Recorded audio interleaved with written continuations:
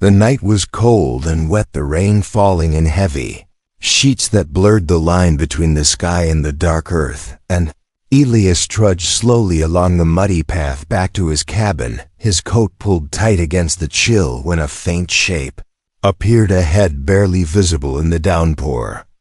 At first he thought it was a stray animal, but as he drew closer, he saw the slight frame of a girl crouched by the edge of the path, her thin arms wrapped around herself, and her head bowed, letting the rain stream down her face. She was unlike anyone he had seen, her skin faintly luminescent in the dark, her hair a cascade of silver strands, plastered to her cheeks and her eyes. When they lifted to meet his, glowed softly with a light that seemed to pierce the gloom. She looked no older than 20 in human years, but the alien features told him she was not from his world, and her trembling form stirred something protective in him.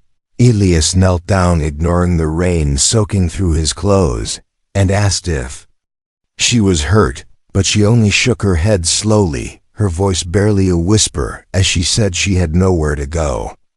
Without hesitation, he offered her shelter and extended his hand, and after a moment of hesitation, she placed her cold, delicate fingers in his. Together, they walked back to the cabin, the old man shielding her from the worst of the storm with his coat. Inside, he stoked the fire until the room was bathed in a warm orange glow, and handed her a blanket and a cup of hot tea, watching as she huddled close to the flame, steam rising from her damp hair. She spoke little, but her eyes never left his, as if searching for some unspoken answer, and though her expression was calm, he could see the faint tension in her shoulders, and the way her breathing quickened now and then. Outside, the wind howled against the cabin walls, and the rain drummed a steady rhythm on the roof, but inside there was a stillness broken only by the crackle of the fire. Elias asked her name, and after a pause she said it softly, almost like it was a secret. Leora. When he asked where she had come from, she looked toward the window, as if the answer lay somewhere beyond the forest, and said only that she could not return. As the night deepened, Elias set out a small bed for her in the corner, and told her she was safe here. Yet as he turned away, he thought he heard a low hum like a song without words coming from her direction. It was faint, almost lost beneath the rain, but it made the hairs on his neck rise. She lay still, her eyes half closed, but there was a restless energy about her like a storm, barely held at bay, and Elias, though he could not explain why, felt that bringing her here had set something in motion that could not be undone. He banked the fire and sat in his chair, listening to the hum of the rain and the quiet breathing of his strange guest, unaware that beyond the walls of his cabin, under the chief cover of the storm, other eyes were watching their every move, and that the true reason for her presence on his path tonight was only beginning to reveal itself. The morning light crept through the cracks in the shutters, casting thin golden lines across the wooden floor, and Elias awoke to the faint sound of movement in the kitchen, his joints stiff from the night before, as he rose and found Leora already awake, her silver hair catching the light as she moved silently between the counter and the small table, arranging the bread and tea he had left out for her. She gave him a quiet smile, yet there was something different about her today, her skin warmer to the touch when he brushed her hand, and her gaze lingering on him just a moment too long, as if she were measuring something unseen. As they sat to eat, he noticed she barely touched the bread, instead sipping the tea slowly, her eyes drifting off into the window, as though expecting someone to appear from the forest. The air in the cabin felt heavier than usual, the quiet broken now and then by a strange low hum that he realized was coming from her, though she seemed unaware of it.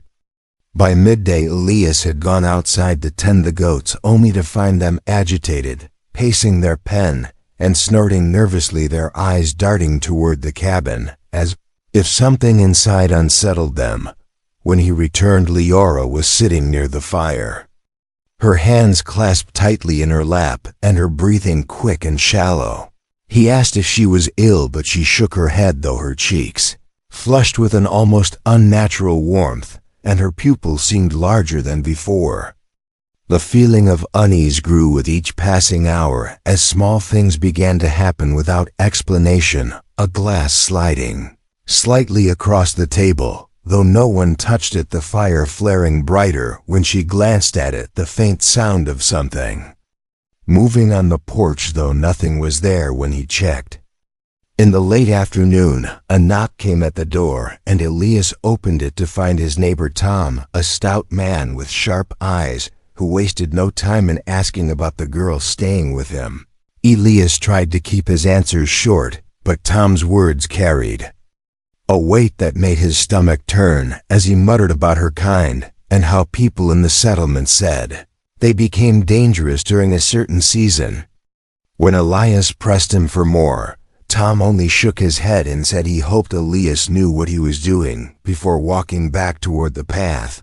Closing the door, Elias turned to find Leora standing behind him, her expression unreadable, yet her hands trembling slightly as she whispered that the season had already begun. She would say no more, retreating to her corner of the cabin, leaving Elias alone with questions and an uneasy sense that he had taken in someone whose presence would change far more than the quiet life he had known.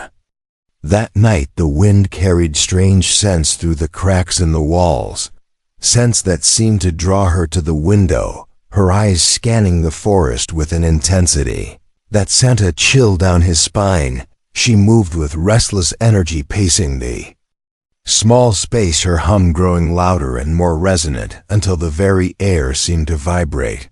Elias sat in his chair watching her and wondering what danger had found its way to his doorstep because of her, and whether he was prepared for the storm he felt gathering just beyond the tree line, waiting for the right moment to break.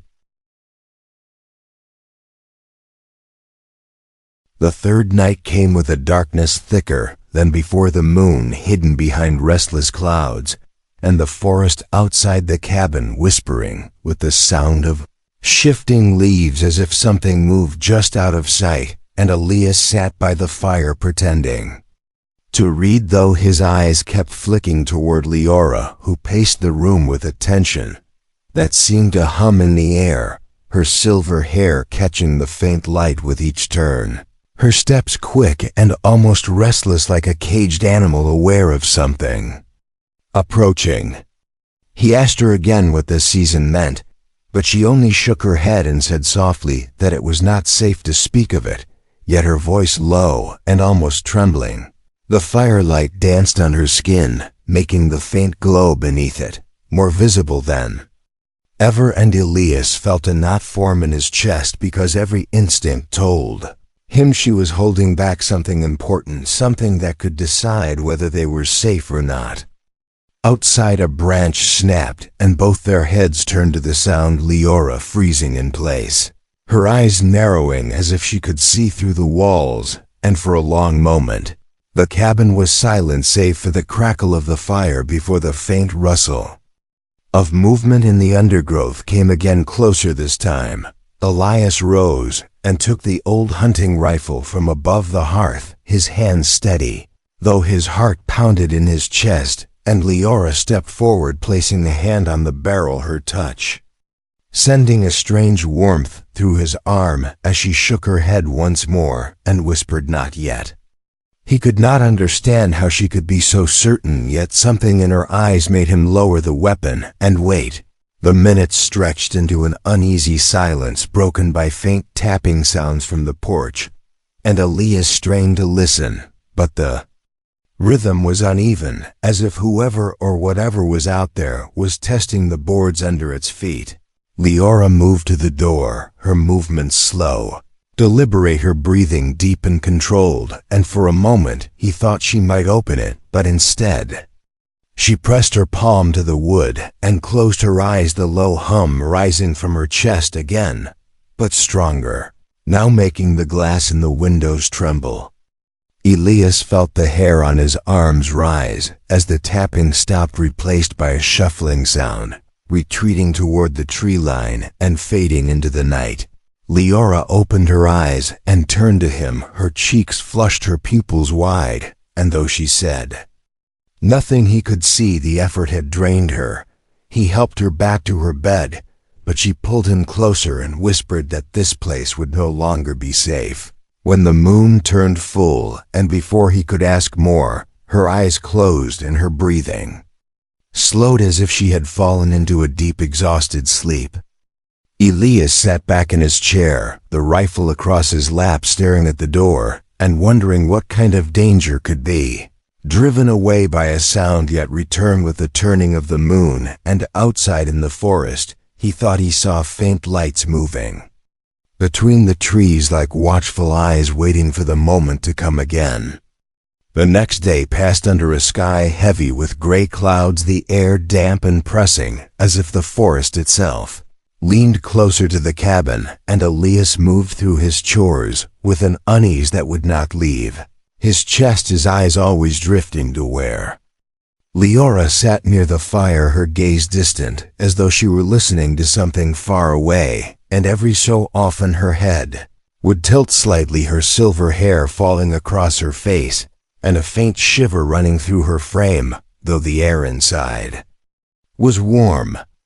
As evening approached, a drizzle began tapping softly against the roof, and Elias thought perhaps the night would pass quietly, yet as darkness settled, the sound of the rain was joined by something else, faint at first, like the murmur of voices beneath the floorboards, as if the earth itself spoke in a language too old to be understood.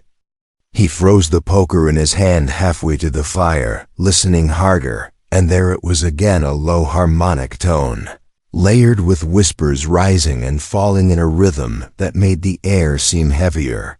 Leora's head snapped up, her eyes locking onto his, and for the first time she looked almost afraid, her lips parting as if to speak before she closed them again, shaking her head.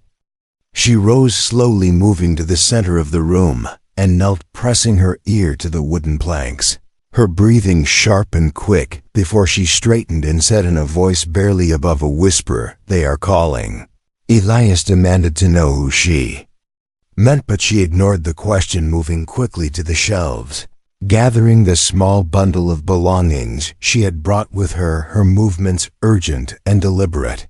The whispers grew louder, a strange vibration coming through the floor, until Elias could feel it in his feet, like the heartbeat of something vast beneath them. The cabin seemed smaller now, the shadows stretching longer, the corners darker, and every flicker of the fire casting strange shapes along the walls. Leora told him they had found her, and that the season's call was not only in her, but in them. And once it began, it could not be stopped. Before Elias could respond, a loud crack echoed through the room, the floorboards shifting slightly as if pushed from below, and a rush of cold, damp air spilling upward, carrying with it a scent sharp and sweet that made his head swim.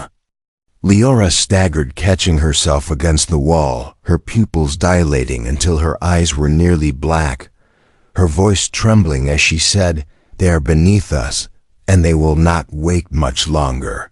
Elias grabbed the rifle, but the thought of shooting into the floor seemed useless against whatever was down there. The whispers shifted, now a chorus of low tones and high chimes weaving together, until it felt like the cabin itself was vibrating with the sound, and Leora sank to her knees, clutching her head as though the noise was inside her skull. Elias moved to her side, but she pushed him back, telling him to stay away, that if they saw him close to her, they would take him too. Outside the rain had stopped, yet the tapping on the roof continued, slow and deliberate, as if fingers, not raindrops, brushed the wood. Elias felt the weight of the moment pressing in from all sides, knowing that whatever waited beneath the cabin would rise before the night was done, and that when it did, nothing in his life would remain the same.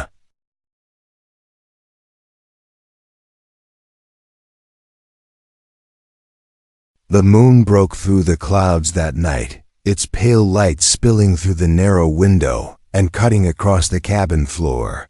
Where Elias sat tense with the rifle in his lap, the fire burned low, casting long shadows that swayed like restless shapes on the walls, and Leora sat opposite him, her knees drawn to her chest, her gaze fixed on the floorboards as if she could see through them to the shifting dark beneath. The whispers had not stopped since sunset, weaving through the air like invisible threads, pulling tighter with each passing hour, and Elias could feel them, now not only in the solace of his feet, but in the back of his skull, like a pressure that made his teeth ache. Leora's breathing came fast, her hands gripping her own arms, as though to keep herself anchored. And when she finally looked at him, her voice was a hoarse whisper, telling him that once the call reached its peak, nothing could stop what was coming. Outside, the forest was unnaturally still, no wind in the leaves, no sound of night birds, only the faint creak of branches as if they bent toward the cabin. And then it came. A deep resonant thud from beneath the floor, making the plank shift under his boots, and the rifle jump slightly in his grip. Another thud followed, then another, until the rhythm matched the pounding of his heart, and Leora rose unsteadily, her silver hair falling wild around her face, her eyes reflecting the firelight like molten metal as she told him they were close.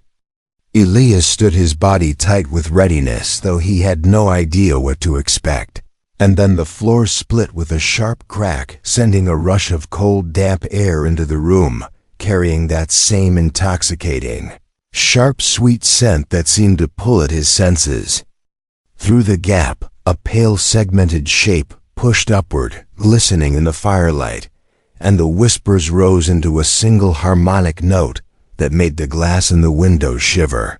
Leora staggered toward the opening, as if drawn by invisible hands, and Elias grabbed her arm, pulling her back, but her strength was sudden and unnatural, twisting free from his grip, with a motion too fast to follow. Her expression was no longer entirely her own, something in her features shifting, subtly as if another presence looked through her eyes, and she spoke words in a language he could not understand, her voice layered with tones that seemed to come from far beneath the earth. More shapes began to emerge through the gap, thin tendrils tipped with glowing threads that waved in the air, as if tasting it, and each time they moved, the scent grew stronger, clouding his thoughts and slowing his limbs. Elias fought to stay focused, forcing himself to back toward the door, yet his gaze was locked on Leora, who now stood at the center of the room.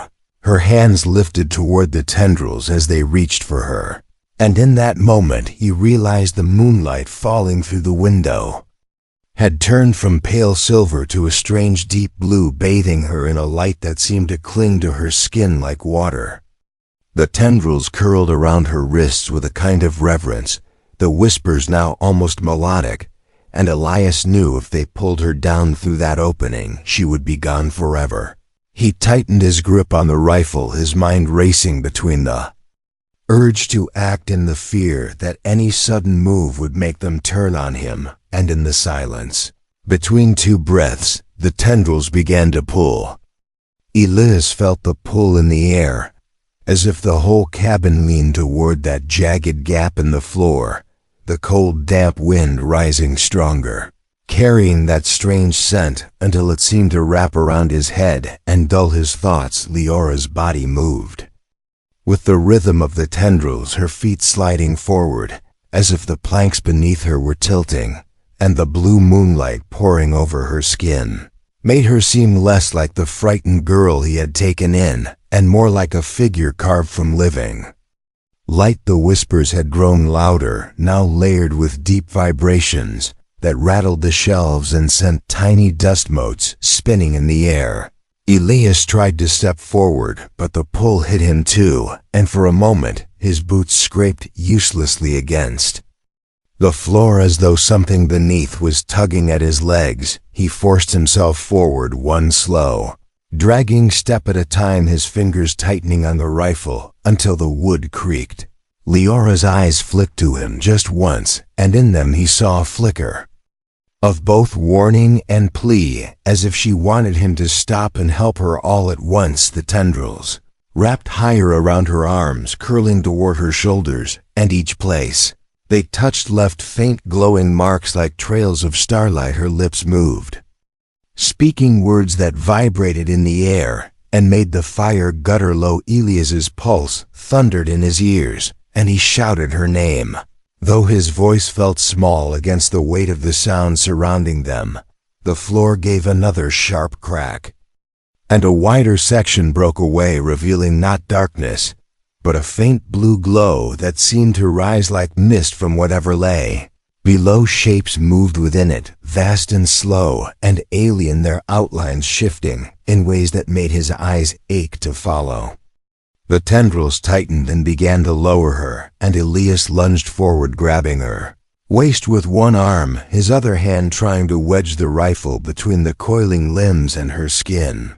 The contact burned like ice, and he gritted his teeth, yanking hard. The tendrils flexed in answer, pulling back with a force that almost wrenched her from his grasp, and for a long moment they were locked in a silent struggle, the sound of the whispers shifting into something sharper, as if annoyed. The blue glow below flared brighter, casting the whole cabin in shifting light and shadows.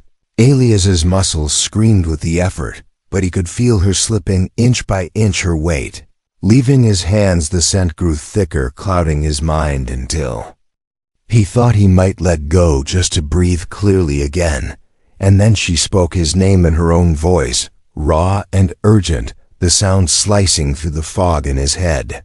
And giving him one final burst of strength, he pulled with everything he had, the tendrils jerking tight, then snapping back as if cut by an unseen blade. Leora collapsed against him, gasping and trembling, and the gap in the floor slammed shut with a deafening crack, as though it had never been open at all, leaving only a thin line between the boards. The blue light vanished, and the whispers fell silent, the cabin settling into stillness, broken only by their breathing. Yet Elias knew this was not over. Whatever had reached for her was still out there, still waiting, and now it knew exactly where they were.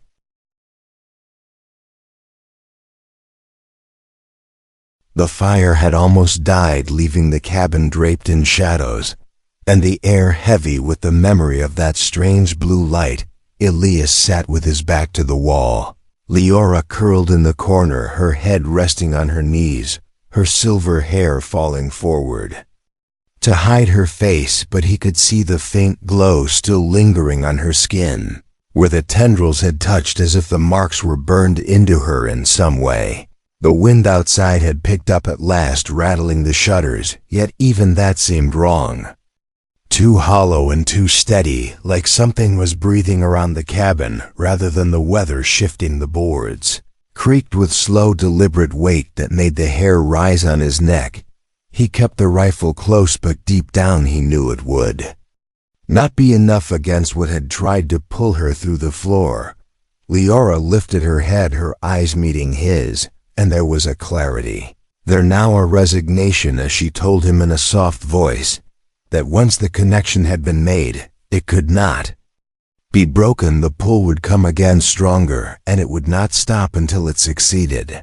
Elias wanted to tell her she was wrong, to promise her that he would fight it, but the memory of that freezing strength against his hands made the words stick in his throat. Instead, he asked what they were, and she hesitated before answering that they were older than her world, older than the stars above it, and that she had been born marked by them, destined for this moment, whether she wished it or not.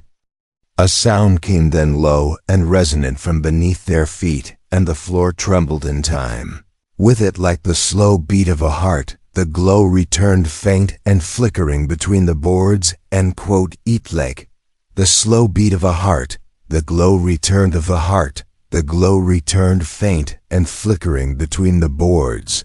Elias felt the pull again, softer this time, like a tide Creeping in before the storm, Leora rose unsteadily, her body swaying as though she were being lifted without moving her feet, and he sprang forward. Grabbing her shoulders, the blue light flared brighter, the sound deepened, and in the shadows at the far edge of the room, he saw shapes moving as though the walls themselves were bending inward.